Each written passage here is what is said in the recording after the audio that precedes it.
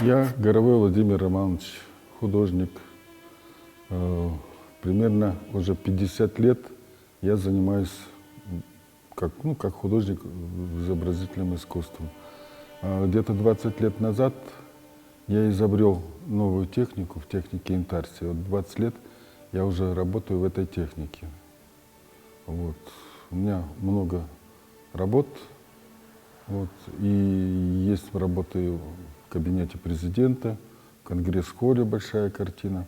Вот в зал недавно, который построили, там вот проводят форумы, там 3 больших картины монументальные. Вот. Сама техника называется интарсия.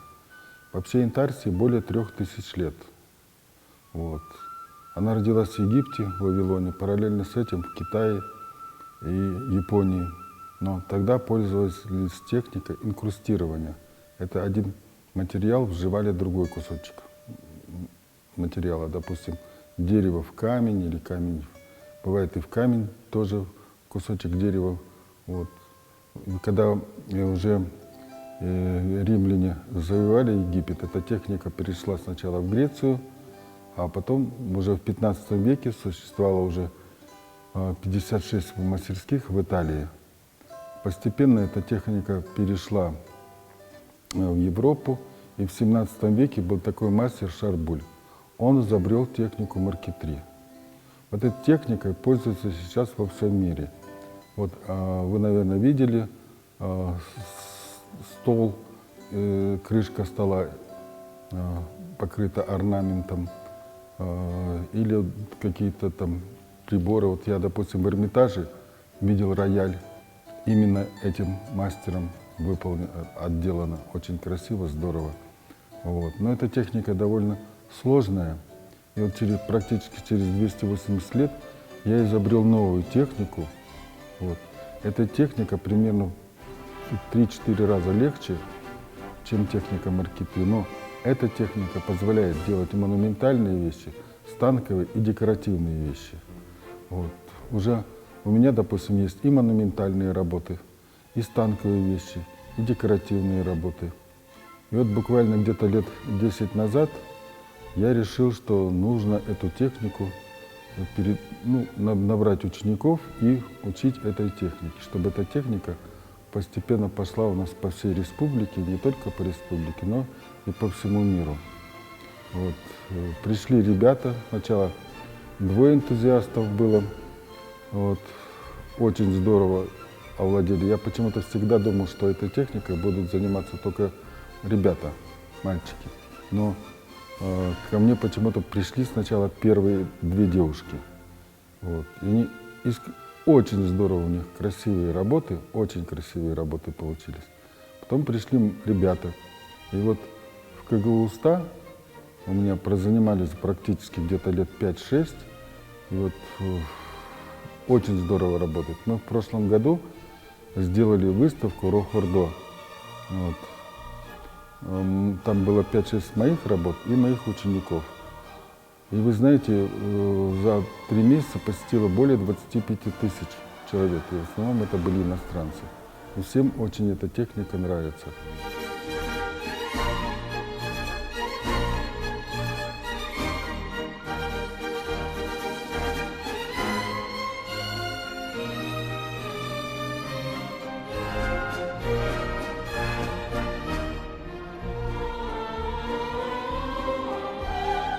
Меня зовут Данияр, я студент КГУ-СТА на направлении дизайн-архитектор. Я пришел в мастерскую уже 2 года назад. Я встретился с этими работами. У нас в университете была выставка учеников Владимира Романовича. Тогда я наблюдал за их мастер-классом. Я сам не участвовал, но наблюдал. Мне очень понравилось, я хотел заняться тоже этим делом, потому что как человек я обожаю дерево, люблю с ним работать, люблю всякие поделки деревянные. Вот эта техника мне очень этим понравилась. Я пришел сюда в мастерскую, познакомился с Владимиром Романовичем, мы подружились, и в принципе я уже тогда знал, что буду этим заниматься. длительное время, это не просто увлечение, это уже жизненный путь, можно сказать. Потому что я связываю вот свою жизнь с дизайном, с архитектурой, с изобразительным искусством. И эта техника мне очень понравилась, так что я буду ней заниматься в будущем, думаю. Все благодаря Владимиру Романовичу, потому что он как человек очень дружелюбный, всегда хорошо объясняет, всегда помогает. Я узнал очень много нюансов, узнал очень много историй. Этим я как бы дополнил свою учебу, и это даже стало моим другим делом главным, помимо того, чем я занимаюсь, чем буду заниматься в будущем.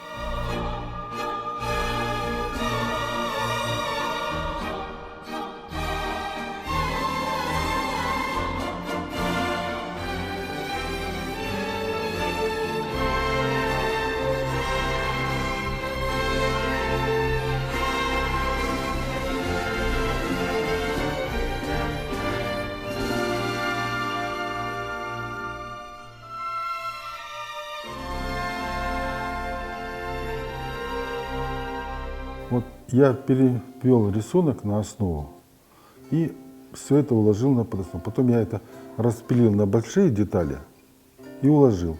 А теперь, когда я начинаю работать, я беру, допустим, фрагмент и начинаю распиливать подетально. Вот, допустим, вот я вот так ложу. Вот лобзик. Простой еще советский лобзик. Я еще в детстве с ним таким работал. Пилочки тоже продаются. Ну, все абсолютно есть. И вот так берешь.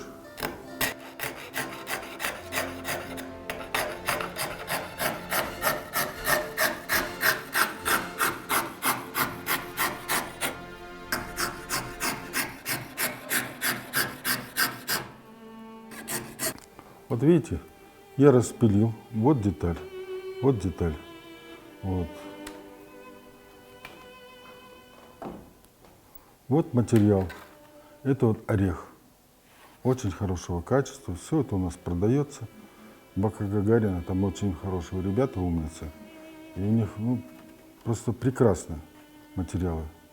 И в принципе не так сильно дорого все это. Вот. Потом берешь ножичек. Вот, я наклеил, потом утюгом придавил. Вот, она запрессовалась, сварилась. И теперь я беру, вот ножичек тоже везде продается такой. И начинаю обрезать.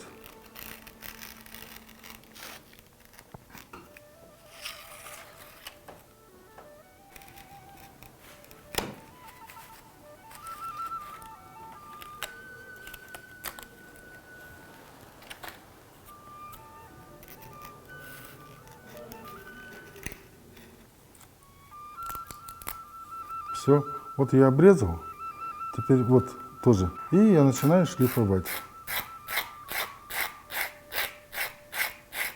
И вот по всему периметру я ее должен обойти, потом шлифануть и положить на место. И все.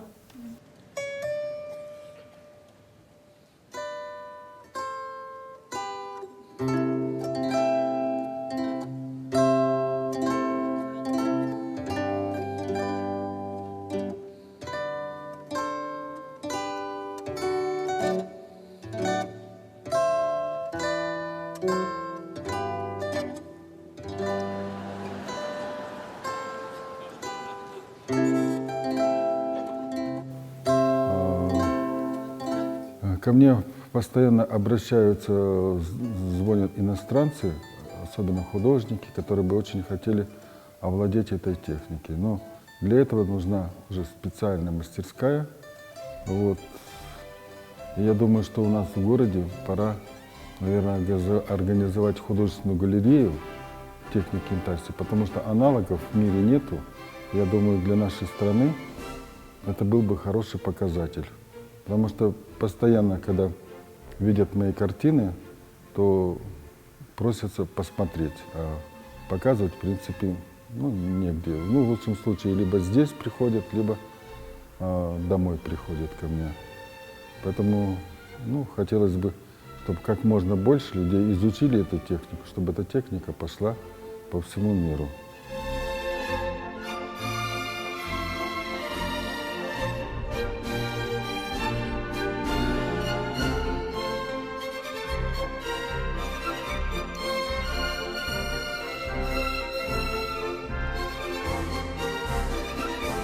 Вот видите, картина с эпосом Манаса.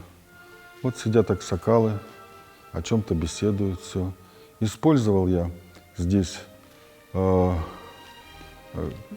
дерево. У меня здесь бук, орех, в основном вот две породы. Это все из Канады. Материал из Канады, а все остальное наше. Ну, очень качественный материал, все здорово. И все.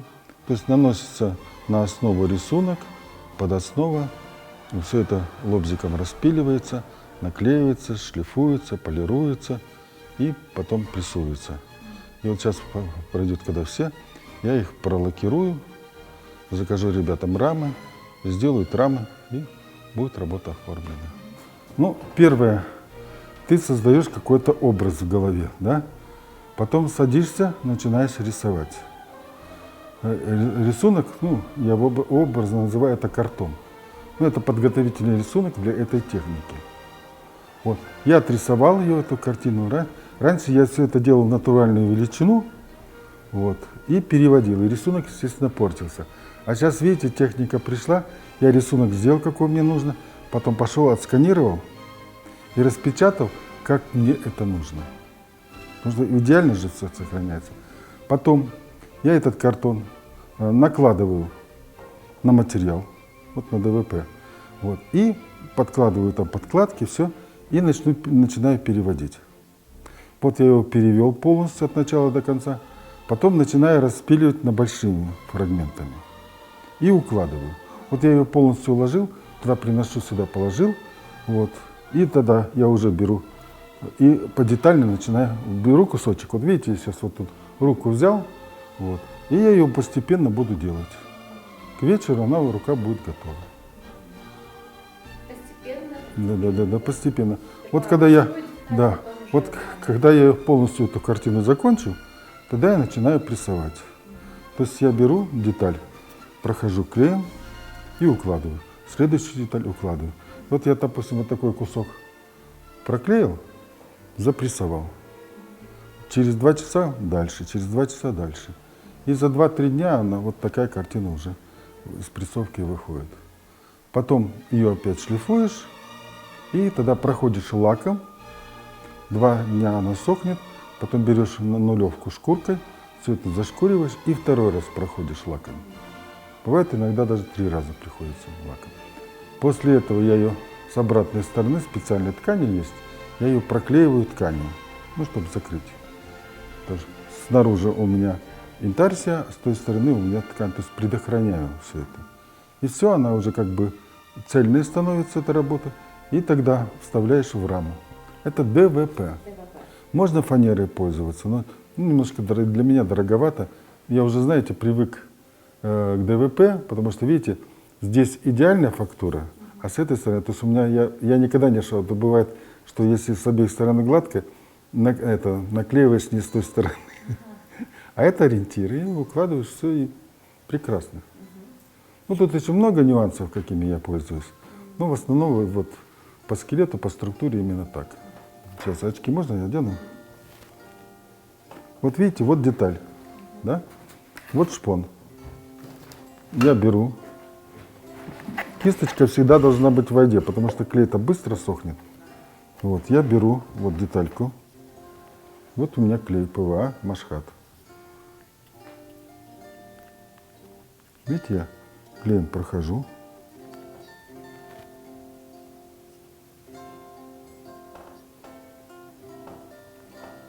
Тут тоже надо так, чтобы и немного клея было, и немало. Вот я ее полностью все прошел. Потом беру и накладываю именно по текстуре, по фактуре, как мне это нужно. По тону, по цвету. Тут много слагаемых. Вот я ее положил, эту деталь. Вот. Потом беру утюг. И вот так вот все проходит. Я еще когда Акаев был, я только начал работы. И на вот этот триптих гигантский мне понадобился практически год. Но пока я сделал, президент поменялся. И вот как раз вот к первому ШОС построили конгресс-холл новый. Вот. И Приехали с аппарата президента, посмотрели, говорит, давай туда. Привезли, повесили, здорово, красиво. 2 остальные работы в кабинет президента забрали. Прошло много лет, вот тоже новое здание видели, в виде юрты построили. Вот, тоже вспомнили обо мне. Правда, там сначала получилось, что они меня попросили по Герцену гравюры, я дал. Они поручили китайцам, чтобы сделали. Китайцы сделали, президент сильно обиделся. Манас похож на китайца. Ну, это естественно. Потом они вспомнили, говорит, вот в Конгресс-холле висит картина «6 мудрецов». Там сразу видно, этот Нарынский, этот Иссыкульский, этот Чуйский. Ну, по характеру лица все готово. А поручите ему. Вы представляете, мне дали всего 45 дней, чтобы сделать эти 3 гигантские картины. Когда там на каждую картину нужно было минимум 3 месяца. Ну, я попросил своих ребят, они мне помогли. И мы за 45 дней сделали эти 3 картины. Вот они уже до сих пор работают все. И говорю, это дворцовый стиль, это вот для таких вещей. Потом, значит, когда Путин прилетел, первая ШОС у нас проходила здесь, помните? Вот, Бакиев позвонил, говорит, Владимир Иванович, я решил твою картину Путину. Я говорю, пожалуйста, только вы не могли бы сами ему вручить? Я говорю, почему? Вы же президент. Понимаешь, я говорю, в терминах запутаюсь, не смогу объяснить. Ну хорошо, приехали, забрали меня, картину, привезли, мы зашли, он мне Путина представил. Вот. Я стал рассказывать, что это дерево, что это все. Он смотрит, подошел за плечо, говорит, Володь, я, говорит, понимаю, что это дерево, да, но я вижу стеклянный кувшин, я вижу там воду, я вижу отражение, а вот это я понять не могу. Так появился, говорит, эту картину быстро в самолет и домой. И потом вот так пошло. Когда Лиза Райс, когда приезжала, Бушу взяли картину. Ну, много. В принципе, ну, наверное, у 5 или 6 президентов.